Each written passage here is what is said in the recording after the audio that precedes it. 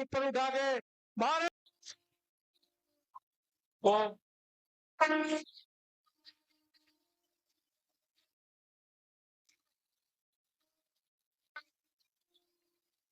मेरा आप सबसे निवेदन है कि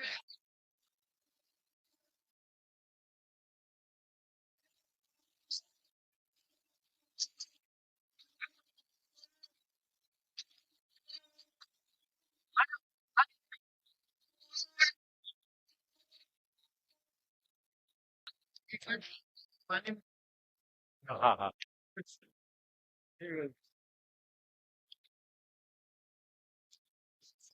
ये हम सबके लिए एक बहुत ही शुभ घड़ी है।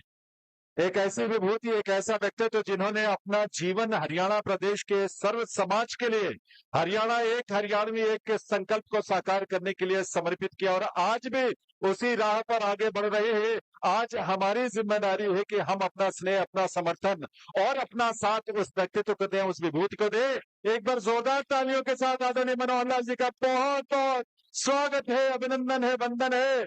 और मैं निवेदन करूंगा पंडित विनोद शर्मा जी और कार्तिकेय शर्मा जी से, जिनके आह्वान पर और जिनके निवेदन पर आप सभी यहाँ इकट्ठे हुए हैं, माननीय मनोहर लाल जी को पगड़ी पहनाकर हम सब पूरे समाज की ओर से, जिन्होंने पूरे समाज के लिए, उनके कल्याण के लिए, उनके बेहतरी के लिए वो सब कुछ किया और संत की तरह जीवन जीते हुए संकल्पित होकर आगे बढ़े। और इस रूप में एक बड़ा सुंदर ये भी संयोग है कि आज हाँ, तो ये एक बार जोरदार तालियों के साथ आइए उनका वंदन अभिनंदन करते हैं। बहुत मित्रों, आज बड़ी संख्या में अपने समाज ने आकर के और जिस प्रकार मेरा उत्साह बढ़ाया है, संयोग से आज मेरा जन्मदिन है। साल में एक बार जन्मदिन तो सबका ही आता है, तो 5 मई को आप सबने आकर जिस प्रकार से मुझे आशीर्वाद दिया, शुभकामनाएं दी, निश्चित रूप से मेरी भी ताकत, साहस और उत्साह बढ़ा है। मैं और नए उत्साह के साथ अपने समाज का, अपने देश का, अपने इस परिवार का मन लगाकर पूरी सेवा करने का संकल्प लेता हूं और आपकी जो अपेक्षा है उसके ऊपर मैं पूरा उतरूंगा। मैं कहीं भी आपको निराश नहीं करूंगा। भाइयों बहनों, संयोग से जैसा पता है कि अभी चुनाव का ये कुंभ, चुनाव का ये महापर्व, लोकतंत्र का चुनाव, दुनिया का सबसे बड़ा पर्व ये भारत देश में चल रहा है। इस देश की सांसद 542 सदस्यों से बनती है। उसमें से हरियाणा के अपने 10 सांसद जाने वाले हैं लोकसभा में और एक अपनी जो करनाल लोकसभा है, जिसके अंदर पार्टी ने मुझे और उस उम्मीदवार के रूप में यहाँ भेजा है। मैं सबसे पहले तो इतना स्पष्ट करना चाहता हूँ कि जब भी कभी पहले सभाएं हुई हैं, उसमें मुझे कभी मुख्यमंत्री इस नाते से आपके पास आया हूँ, तो हर बार कुछ ना कुछ अपेक्षा होती रही है और कुछ हमेशा लेके आया हूँ। चाहे घोषणा करनी हो, चाहे उद्घाटन करना हो, शिलान्यास करना हो। पिछली बार भी भगवान परशुराम महाकुंभ करनाल में हुआ, कुछ बातें सामने रखी गई और मैंने वो सब बातें प्राय प्राय पूर्ण हो गई हैं।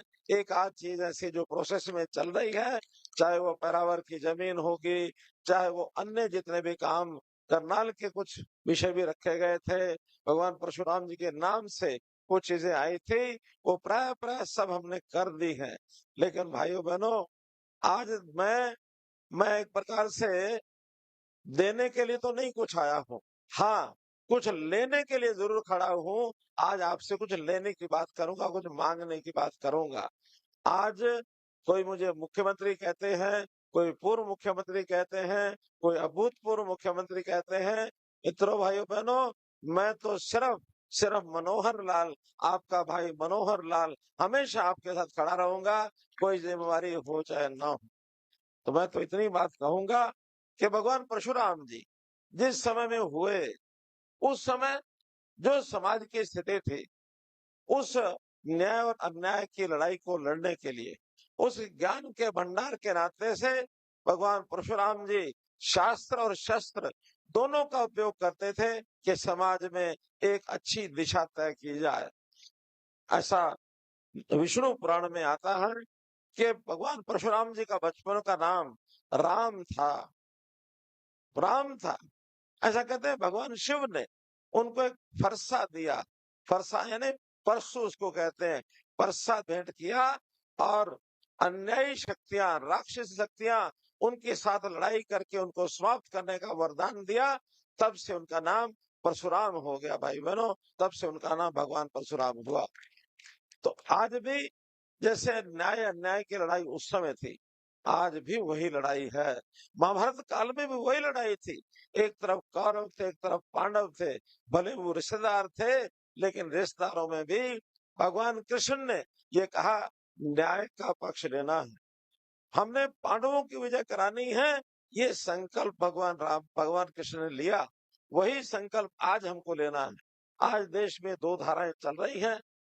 एक धारा समाज के अंदर अच्छे काम कर रही है, इस देश को जोड़ रही है। इस देश के अंदर जो राक्षसी वृत्ति है उसको समाप्त करने के लिए मोदी जी के नेतृत्व में देश में ताकतें काम कर रही हैं। कांग्रेस ने पिछले इतने सालों में देश में बहुत ऐसे कांटे बोए, चाहे कश्मीर की समस्या खड़ी की, पंजाब की समस्या खड़ी की, नॉर्थ ईस्ट में नागालैंड है, मणिपुर है, मेघालय है, असम है, उसको देश से अलग होने के लिए हमेशा वो प्रेरित करते रहे। नक्सलवाद बिहार से लेकर के और नीचे तमिलनाडु, केरल तक देश के दो हिस्से करने का एक षड्यंत्र चलता था। मोदी जी ने आने के बाद सब कुछ समाप्त किया मित्रों, भाई बहनों, सब समाप्त किया। उन्होंने तो आज देश को जोड़ा है। नक्सलवादियों ने अपने जो शस्त्र हैं वो आत्मसमर्पण कर दिए हैं। नॉर्थ ईस्ट के सब प्रदेश राष्ट्रभक्ति, राष्ट्रवाद को लेकर के और देश की मुख्य धारा में आ गए हैं। कश्मीर की 370 खत्म करने के बाद आज कश्मीर वैसा ही प्रदेश है जैसा प्रदेश आज हमारा हरियाणा है, उत्तर प्रदेश है, मध्य प्रदेश है, राजस्थान, गुजरात है। ऐसा ही प्रदेश जम्मू कश्मीर भी है। आज जम्मू कश्मीर से वो जो कश्मीरी पंडित वहां से पलायन करके आना पड़ा था, आज वहां की जनता सुखी है। किसी को भी वहां से पलायन करने की जरूरत नहीं है मित्रों, भाइयों, बहनों। तो इसलिए आज एक न्याय प्रिय सरकार, एक परोपकारी सरकार, इसकी नींव मोदी जी ने डाली। हमने हरियाणा में भी उन्हीं के पद चिन्हों पर चलकर आगे काम किए। मोदी जी गरीबों के भले के लिए सब कुछ गरीबों पर न्यौछावर करने के लिए तैयार हैं। वो कहते हैं कि देश के संपत्ति पर, देश के पैसे पर पहला अधिकार किसी का है तो वो है गरीब का, वो गरीब का। जबकि पहले जो कांग्रेस की सरकारें हमेशा कहती थी, उनके तो प्रधानमंत्री मनमोहन सिंह जी ने रिकॉर्ड पर कहा है कि देश की संपत्ति पर पहला अधिकार अल्पसंख्यकों का है। मित्रों, यहाँ अल्पसंख्यक धर्म के आधार पर अल्पसंख्यक होते हैं। हम अल्पसंख्यक को उनकी समस्याएं, गरीबी की समस्या तो हल करने के लिए तैयार हैं, लेकिन अल्पसंख्यक तुष्टीकरण, वोट के बैंक के नाते से अगर कोई उपयोग करेगा तो उनको हम पछाड़ेंगे, उनका मुकाबला करेंगे। ये देश बहुसंख्यक समाज उसको पीड़ित नहीं होने देंगे मित्रों। बहुसंख्यक में गरीब का अधिकार पहला है जिसको हम देंगे। हमारे समाज के भी जो इकोनॉमिकली बैकवर्ड ग्रुप है, ईपीबीजी जिसको कहते हैं, उसके लिए भी एक समस्या बनी थी। अभी 2 दिन पहले चीफ सेक्रेटरी से बात करके हमारे अशोक शर्मा जी कल मीटिंग करके आए ना, तो सारी की सारी समस्या उन्होंने हल कर दी कि नहीं। पूरी दीक्षित जी खड़े हैं, तो कोई अब इस प्रकार की समस्या बाकी नहीं बची है। तो मित्रों, भाइयों, बहनों, मैं तो ये कहूंगा कि हम भी गरीबों के हित में, चाहे वो गरीब को मकान देने की बात आई हो, चाहे उस मकान में शौचालय की बात है, शौचालय दिया तो पानी साथ में दिया, पानी साथ में आया तो बिजली साथ में दी, बिजली साथ में दी तो गैस का सिलेंडर भी साथ दिया। और भाई गरीब परिवार के कोई व्यक्ति बीमार होता है, उसको इलाज करने के लिए वो भी हमने आयुष्मान भारत के कार्ड सब गरीबों को दिए, सब गरीबों। और अब तो प्रधानमंत्री जी ने कह दिया कि जो बुजुर्ग हैं 70 साल की आयु के ऊपर के, उसका गरीब अमीर का हिसाब नहीं देखेंगे। कोई भी किसी आयु का भी एक जो बुजुर्ग है 70 साल से ऊपर का, उसके इलाज के लिए 5 लाख रुपया अलग से उनको रिजर्व करते उनका बीमा कराएंगे। कोई बुजुर्ग का पैसा अब नहीं लगेगा। हमने हरियाणा में जो 1,80,000 की लिमिट की है गरीबी की, बाकी सारे देश में 1,20,000 की लिमिट है। हमने वो रेखा भी थोड़ा-सा और बड़ी करके उसमें 15 लाख परिवार और जोड़े हैं।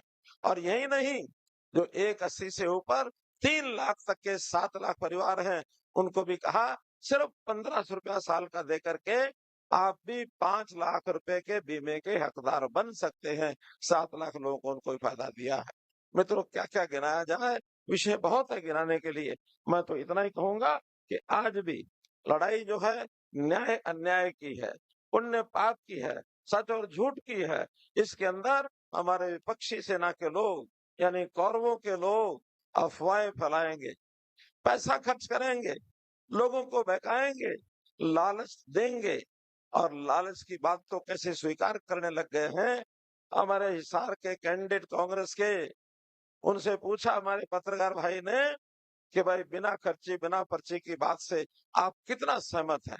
वो कहते हैं, खर्ची तो कभी हमने भी चलने नहीं दी, चाहे मनोहर लाल को पूछ लो, पूछवा भी मेरे से रहे हैं। जबकि मुझे पता है कि कितनी खर्ची कहाँ लगती थी, सब पता है मुझे। लोग साथ में कहते हैं कि पर्ची तो चलनी ही चाहिए, अगर पर्ची नहीं चलेगी तो फिर हम अपने लोगों को कैसे लगा सकेंगे? तो इस प्रकार का भेदभाव आज भी उनके दिमाग में घुसा हुआ है। आज भी वो गरीब आदमी को मेरिट के आधार पर नौकरी मिले, सामान्य आदमी को मेरिट पर नौकरी मिले, इसके हक में तो आज भी नहीं खड़े हैं। मित्रों, ये बहुत उनके पार्ट पर एक शर्म की बात है।